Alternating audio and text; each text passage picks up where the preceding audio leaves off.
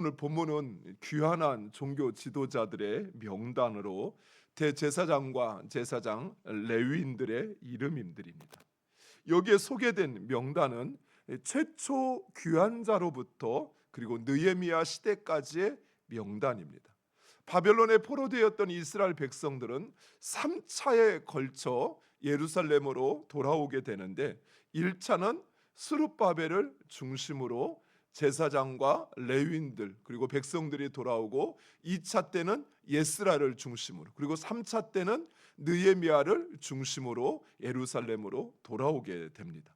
그래서 오늘 우리가 읽은 본문에서도 1절에서 11절은 1차로 귀환한 제사장과 레위인들의 목록이고 그리고 12절에서 21절은 2차로 돌아온 대제사장과 제사장들의 명단이고 그리고 22절에서 26절은 3차로 돌아온 제사장과 레위인들의 명단입니다. 그런데 느헤미야는 앞서 7장에서도 귀한 자들의 명단을 소개했었습니다. 그런데 이처럼 반복해서 귀한 자들의 그 이름을 기록하고 소개하는 데는 몇 가지 이유가 있습니다. 첫 번째, 느헤미야는 하나님과 그리고 귀한 자들의 은혜에 감사하기 위해서입니다. 바벨론에 포로된 이스라엘 백성들이 예루살렘으로 돌아올 수 있었던 것은 그들의 노력이나 또는 그들의 항쟁 때문이 아니었습니다. 전적인 하나님의 은혜였습니다.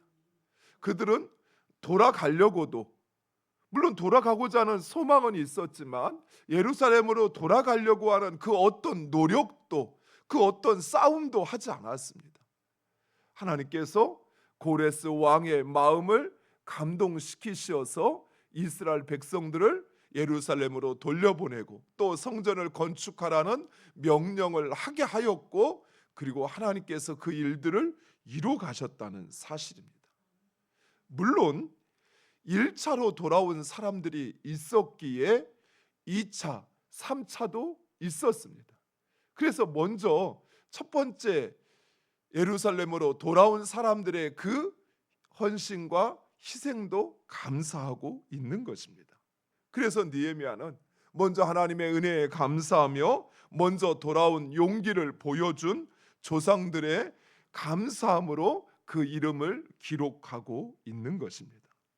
두 번째로 느헤미야는 이스라엘 백성이 하나님의 언약 백성이라는 그 정체성을 잃어버리지 않기 위해서입니다. 이스라엘이 그 나라가 멸망하고 바벨론의 포로가 되었을 때 이스라엘 백성들은 자신들이 하나님의 언약 백성이라는 그 정체성을 상실하였다 생각하였습니다. 즉 하나님이 자신들을 버려서 그래서 이스라엘이 멸망하고 바벨론의 포로가 되었다 생각했습니다.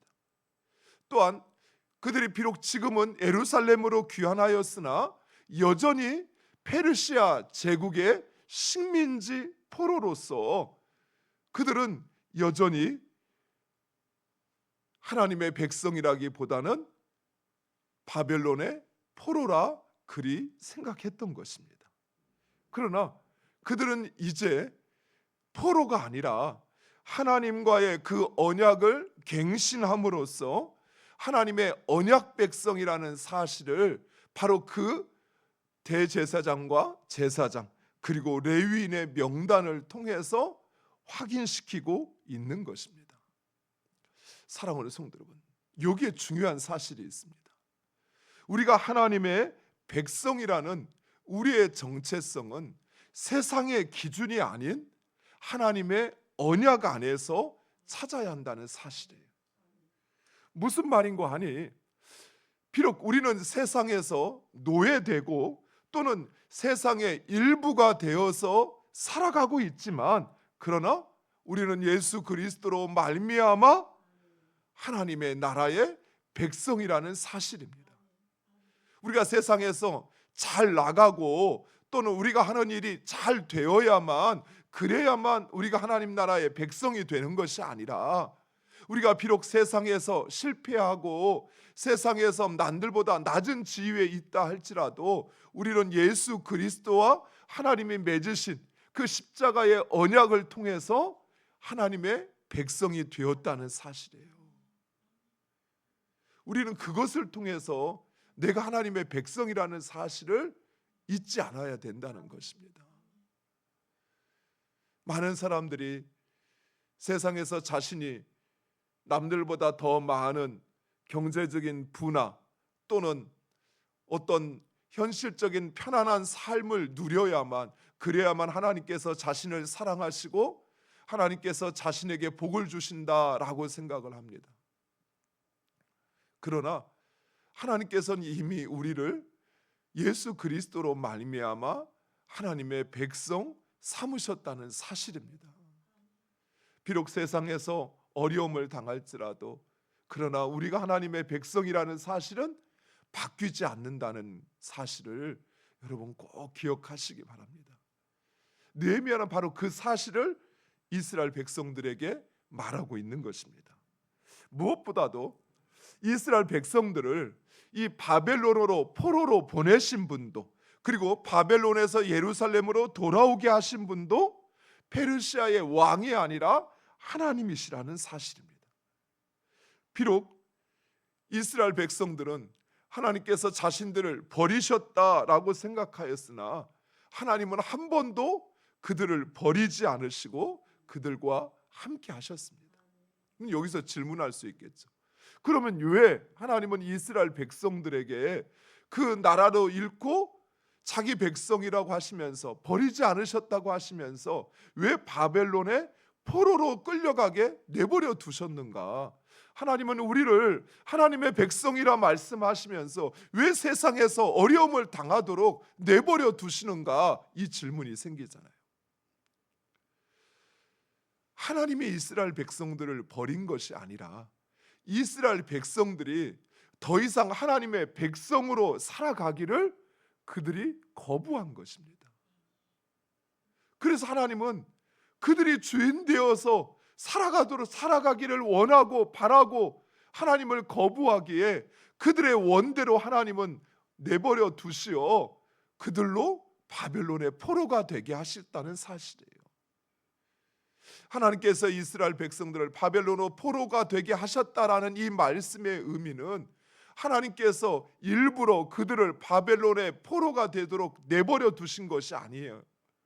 이스라엘 백성들이 더 이상 하나님의 언약 백성으로 살기를 거부했던 것입니다. 내 뜻대로, 내 생각대로, 내 판단대로 살겠다라고 고집하는 이스라엘 백성들, 하나님의 말씀과는 상관없이 그들이 자기의 그 교만함으로 그렇게 살려고 할 때 하나님이 그들의 뜻에 두어 내버려 두어 바벨론의 포로가 되게 하셨다는 거예요. 이스라엘 백성들이 가나안 땅을 차지하고 그 땅에 살 수 있었던 것, 그것은 그들의 힘이 강해서가 아니었어요. 그들이 노력해서가 아니었어요. 하나님의 은혜였습니다. 이스라엘 백성들은 깨닫지 못했어요. 마치 그들이 가나안에서 풍요롭게 살고 다른 나라의 침입을 받지 않으니까 자신이 잘해서, 그래서 그들이 그런 삶을 영유하는 줄 알았어요.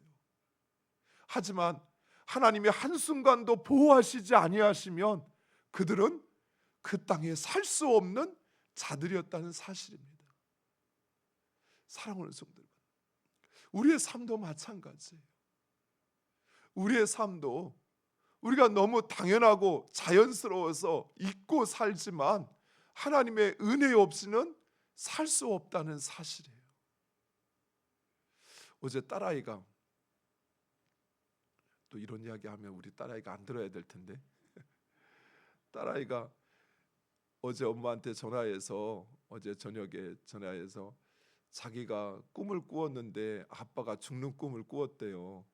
그러면서 자기가 교수님들한테 이렇게 조문 문자를 보내고 그랬다고, 그러면서 자신의 꿈은 꼭 반대로 되니까 그런 일이 없을 거라고 엄마하고 이렇게 통화하는 걸 옆에서 들었는데, 사랑하는 성도 여러분, 우리는 한순간도 하나님께서 지켜주시지 않으면 살 수 없는 존재이지요.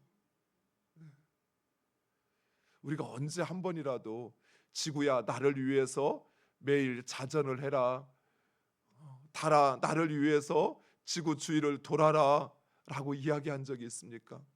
한 번이라도 나무들을 향해서 나를 위해서 산소를 내뿜어라 라고 말한 적이 있습니까? 근데 우리는 아무렇지 않게 공전하고 자전하는 지구 속에서 계절을 느끼면서 살아요. 아무렇지 않게 산소를 돈 한 번 지불하지 않고 마음껏 먹으면서도 마시면서도, 그러면서도 우리는 그 은혜를 깨닫지 못하고 마치 내가 이 모든 것을 하고 있는 것처럼 생각을 해요. 사랑하는 성도 여러분, 우리의 삶은 하나님의 은혜라는 사실을 기억하시기 바랍니다. 그리고 우리는 예수 그리스도로 말미암아 하나님의 백성이라는 사실이에요. 비록 세상 사람들이 우리를 인정하지 않는다 할지라도, 그러나 우리는 하나님의 손에 붙잡혀 사는 하나님의 백성이라는 사실입니다. 이런 사실을 느헤미야는 제사장의 계보를 통해서 확증하고 있는 것입니다. 즉 하나님께서는 이스라엘이 포로된 상황 속에서도 그 제사장의 계보를 이어가게 하심으로써 이스라엘이 하나님의 언약 백성으로 살아갈 수 있도록 그 정체성을 유지하고 계셨다는 사실이에요. 바벨론에서는 제사를 드릴 수도 절기를 지킬 수도 없었습니다. 그럼에도 여전히 하나님은 제사장의 명명을 유지시킴으로써 이스라엘이 하나님의 언약 백성으로 살아갈 수 있도록 준비하고 계셨다는 사실이에요. 사랑하는 성도 여러분, 우리 하나님은 이처럼 신실하신 하나님이십니다. 하나님은 결코 우리를 떠나지도 버리지도 않으실 뿐만 아니라 지금도 우리를 통해서, 우리 교회를 통해서 일하시고 역사하고 있다는 사실을 기억하시기 바랍니다. 당장 우리가 세상에 보여주고 나타낼 큰 일을 행하는 것은 아니라 할지라도 하나님은 우리를 통해서, 우리 교회를 통해서 하나님의 역사를 이뤄가고 있어요. 우리의 헌신과 또 우리의 섬김과 우리의 기도와 그리고 우리의 소망을 통해서 하나님은 여전히 일하시고 역사하십니다. 그리고 여기에 소개된 그 모든 사람들은 바로 하나님을 예배하는 사람들, 하나님을 예배하는 일을 돕는 사람들입니다. 즉 하나님의 언약 공동체의 중심에는 항상 예배가 있었습니다. 그러나 그 예배는 사람 중심의 예배가 아니라 하나님 중심의 예배입니다. 오늘날 우리의 예배가 점점 사람 중심의 예배가 되어가고 있어요. 내가 은혜를 받았느냐? 그 예배가 감격적이냐? 감동적이냐? 라고 하는 것이 우리의 관심이 집중되어집니다. 물론 예배를 드린 우리에게도 그런 은혜와 감동이 있어야겠죠. 그러나 예배는 우리가 받는 것이 아니라 하나님께 드리는 것입니다. 우리가 고민해야 할 것은 우리의 예배는 과연 하나님이 받으시는 예배인가 하는 것입니다. 사랑하는 성도 여러분, 하나님이 어떤 예배를 원하실까요? 그냥 조용히 경건하게 순서에 맞추어서 아무런 문제나 실수 없이 진행되어지는 예배면 그러면 하나님이 받으실까요? 아니요. 하나님이 원하시는 예배는 그런 형식적이고 의식적인 예배가 아닙니다. 하나님이 받으시는 예배는 우리 한 사람 한 사람이 진정 하나님을 나의 삶의 주인으로 인정하고 그리고 그 하나님의 은혜 가운데 살아가고 있음을 깨닫고 하나님 앞에 자신을 산 제물로 드리는 예배예요. 하나님은 그 예배를 받으시는 거예요. 사랑하는 성도 여러분, 하나님은 예배자를 찾으신다고 말씀하셨습니다. 하나님이 찾으시는 예배자는 과연 어떤 예배자일까요? 주일 1시간, 그 시간을 위해서 자신의 목숨을 거는 예배자, 하나님은 그 예배자를 찾으실까요? 저는 하나님이 찾으시는 예배자는 그 1시간의 목숨을 거는 사람이 아니라 나의 삶의 그 모든 순간 하나님이 나의 주인이심을 인정하고 그 하나님의 뜻대로 살아가려고 몸부림치는 사람, 그 사람이 하나님 앞에 나와서 드리는 예배, 하나님은 그 예배를 받으시고 그 예배자를 찾으시는 것입니다. 사랑하는 성도 여러분, 우리는 그 예배자가 돼야 돼요.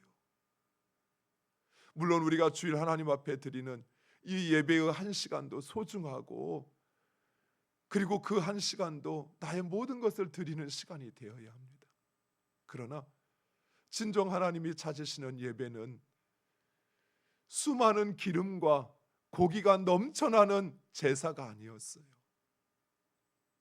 마당만 밟고 가는 하나님, 그들의 마음을 원하셨던 거예요.